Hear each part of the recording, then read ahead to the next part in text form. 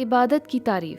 ہمیں ان لوگوں کی طرح خدا کی مسلسل تعریف کرنی چاہیے جنہوں نے خداوند یسوع مسیح کو اپنا شخصی نجات دہندہ کے طور پر قبول کیا اور نجات کے منصوبے کا تجربہ بھی حاصل کیا ہے۔ یہ اصول مریم اور زکریا دونوں کی زندگی کے اس تجربہ سے ظہور میں آیا جب جبرائیل فرشتہ کے ساتھ ان کی مافوق الفطرت ملاقات ہوئی، اور اسی طرح یوحنا بپتسمہ دینے والے اور یسوع مسیح کی پیدائش بھی ان تجربات میں شامل ہے۔ اور اس کے متعلق پہلے ہم لوکا کے انجیلی بیان، اس کا پہلا باب، اس کی 46 اور 47 آیات میں مریم کی حمد و ثنا کو دیکھتے ہیں۔ یہاں ہمیں یہ آیات خدا کی حمد و ثنا کرنے کے لیے ایک نہایت خوبصورت دعا کی صورت میں ملتی ہے۔ پھر مریم نے کہا، میری جان خداوند کی بڑائی کرتی ہے اور میری روح میرے منجی خدا سے خوش ہوئی، کیونکہ اس نے اپنی بندی کی پست تھالی پر نظر کی۔ اور جب میں نے اسے پڑھا تو میں نے سوچا، واہ کیا خوبصورت بیان ہے۔ اور یقیناً جب مریم اپنی عاجزانہ حالت کے بارے میں بات کر رہی ہے تو وہ اس حقیقت کے بارے میں بھی بیان کر رہی ہے کہ وہ ایک نہایت غریب خاندان سے تعلق رکھتی تھی۔ زکریا اور الشبہ کے مقابلے میں اس کے پاس زیادہ کچھ نہیں تھا، کیونکہ وہ بہت غریب تھی۔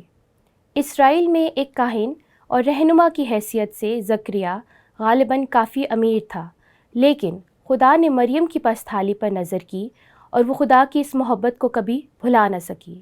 جب میں اس بارے میں سوچ رہی تھی تو میرے ذہن میں یہ سوال آیا کہ کیا یہ اصول ہم میں سے ہر ایک پر لاگو ہوتا ہے؟ یقیناً ہماری پست تھالی کا اندازہ اس بات سے لگایا جا سکتا ہے کہ جب تک ہم یسوع مسیح کو نہ جان لیں ہم روحانی طور پر غربت کا شکار رہتے ہیں، اور ہمیں اپنی زندگی میں یسوع مسیح کی ضرورت ہے۔ جیسے جیسے ہماری خدا تک رسائی ہوتی ہے اور اس کی معجزانہ قوت ہم میں کام کرتی ہے تو مسیح یسوع میں ہماری نئی پیدائش کا آغاز ہو جاتا ہے۔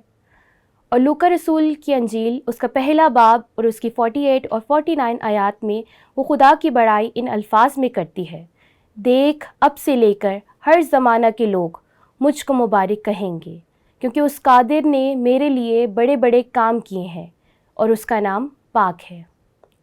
اس کو ہم سادہ الفاظ میں یوں بیان کر سکتے ہیں کہ یقیناً خدا نے ان عام لوگوں سے ذرا مختلف انداز میں اسے نوازا۔ بدقسمتی سے کچھ لوگ یسوع کی ماں مریم کو جاننے کے لیے بائبل مقدس کے بیان کردہ رائے کو نظر انداز کرتے ہوئے کہیں دور چلے گئے۔ وہ محض ایک انسان تھی جن کو خداوند خدا نے یسوع مسیح کو معجزانہ عمل کے ذریعے سے دنیا میں لانے کا وسیلہ بنایا۔ اور جیسے ہم یسوع کے حضور میں آ کر عبادت کرتے ہیں اور کرتے رہیں گے، اسی طرح وہ بھی کرتی تھی۔ یسوع کی ماں مریم کی ذات عبادت کے لائق نہیں۔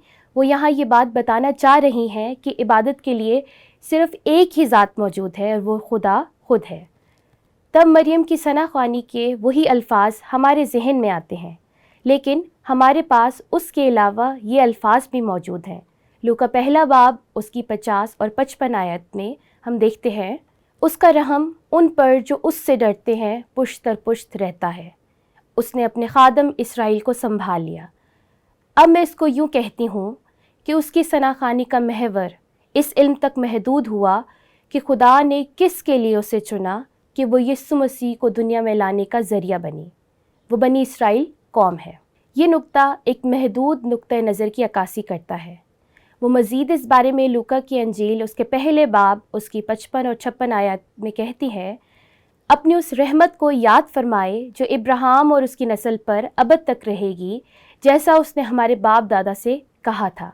یہ نہایت دلچسپ ہے کہ ان سب باتوں کے ذریعے وہ اس عہد ابراہیمی کو سمجھی جس کا خدا نے ابراہیم سے یوں وعدہ کیا، میں تجھے اس ملک سے نکال لوں گا، میں تجھے ایک نیا ملک دوں گا اور میں تجھے ایک بڑی قوم بناؤں گا جو بعد میں بنی اسرائیل کہلائے گی۔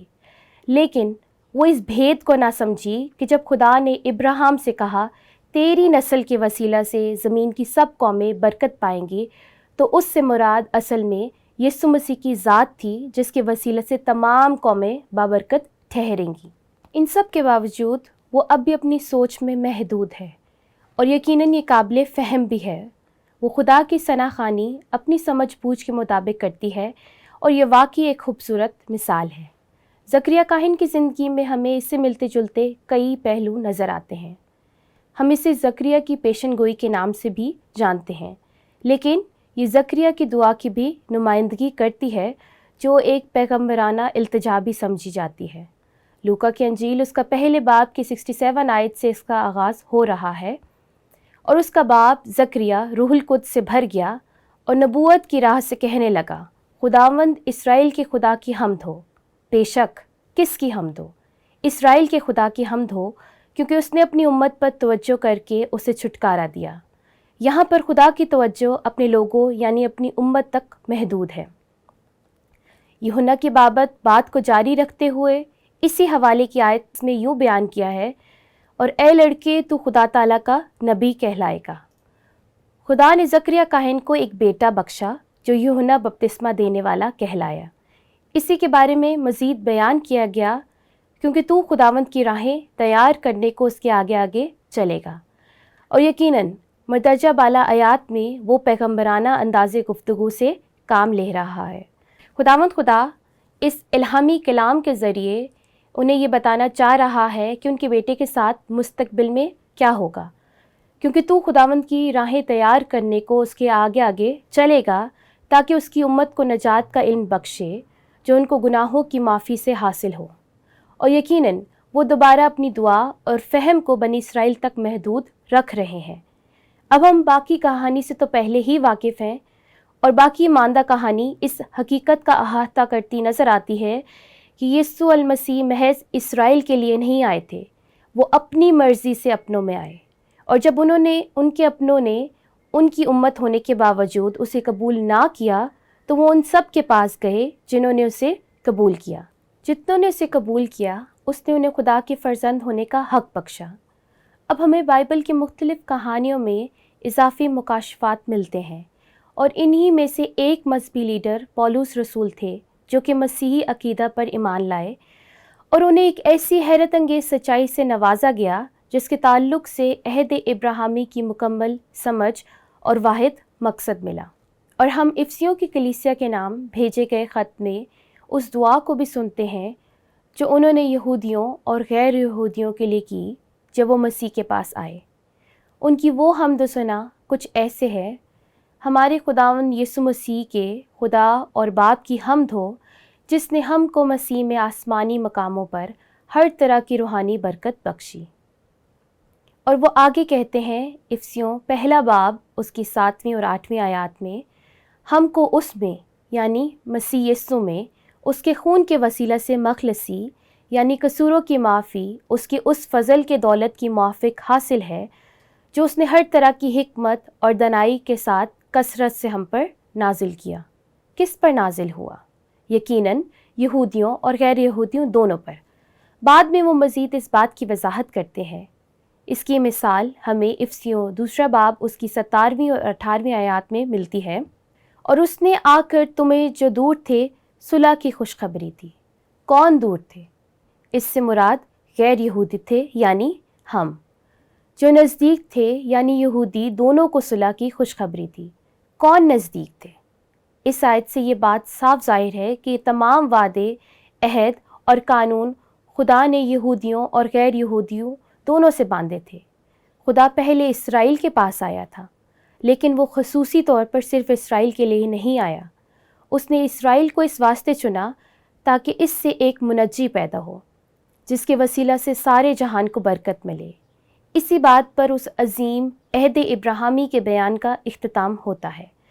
اور اسی طرح کتاب مقدس کے اس خوبصورت اقتباس میں وہ کہتا ہے، یہ تسلی کے کلمات ہیں جو یہودی اور غیر یہودی دونوں کے لیے ہیں. افسیوں دوسرا باب اور اس کی 17ویں آیت میں ہم دیکھتے ہیں، کیونکہ اسی کے وسیلہ سے ہم دونوں کو ایک ہی روح میں باپ کے پاس رسائی ہوتی ہے.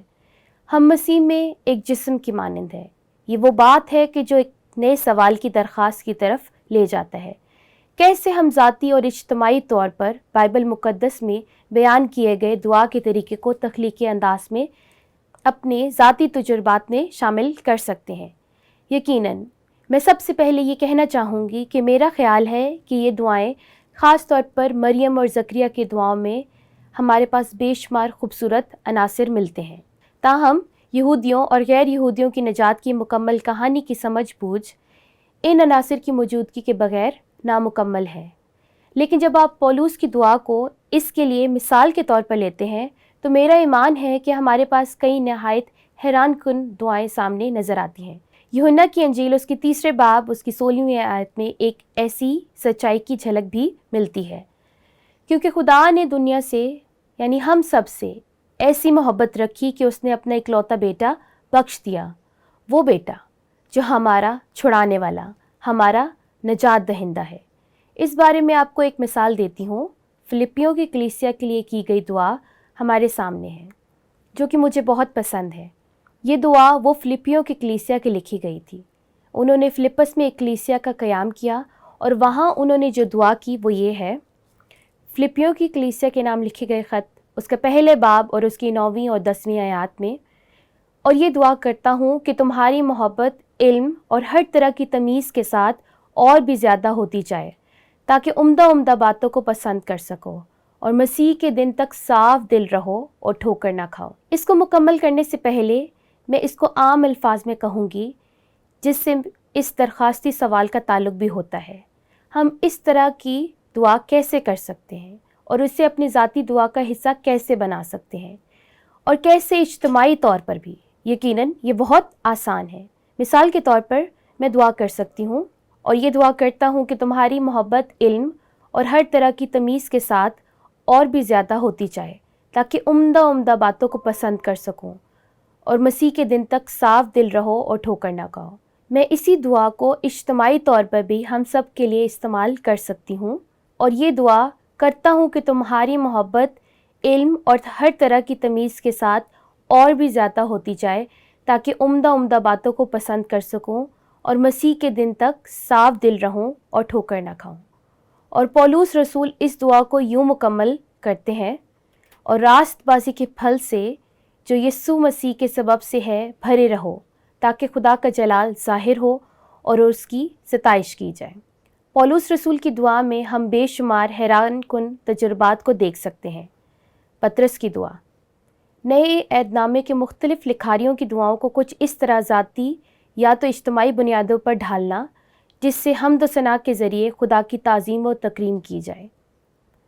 اس کا بنیادی اصول یہ ہے کہ ہمیں ان لوگوں کی طرح خدا کی مسلسل تعریف کرنی چاہیے جنہوں نے خداوند یسوع مسیح کو اپنا شخصی نجات دہندہ کے طور پر قبول کیا اور بھیجے جانے کے اس نجات کے منصوبے کا تجربہ بھی حاصل کیا ہے۔